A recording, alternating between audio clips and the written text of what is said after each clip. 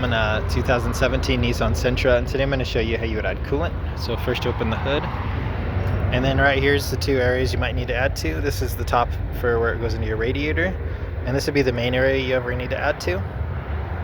You can check on the sides for where the full line and the minimum line is, but so you don't want to fill up past the maximum line.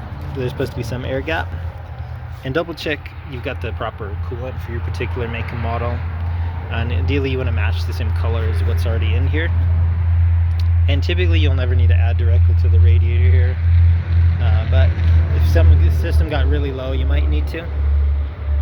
That said, all the system works under pressure and can get to a boil. So you want to do all this while the vehicle's cool and turned off, just because you don't want a bunch of boiling poisonous liquid to shoot out onto you.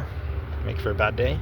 But when you're ready, you can just unscrew this, and either with a funnel or straight from your coolant jug, add as needed till you get to around that max line, and then screw this back on nice and tight. And if you need to open this one, you just push down with a little pressure and twist about twice, and this will pop right off.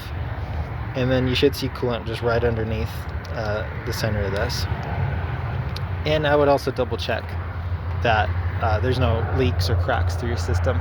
Easiest way to check that is to turn the vehicle on while these caps are screwed on tight, and then as the system's circulating and running, you might see some coolant start to puddle around the engine base somewhere, through the lines, around maybe where the radiator might be cracked.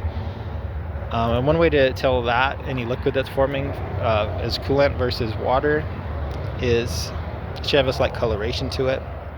It'll have a slight sweetness smell, and you don't really want it on your skin, but say you have a glove on and you feel it, it'll feel slightly more slick than what water would feel like.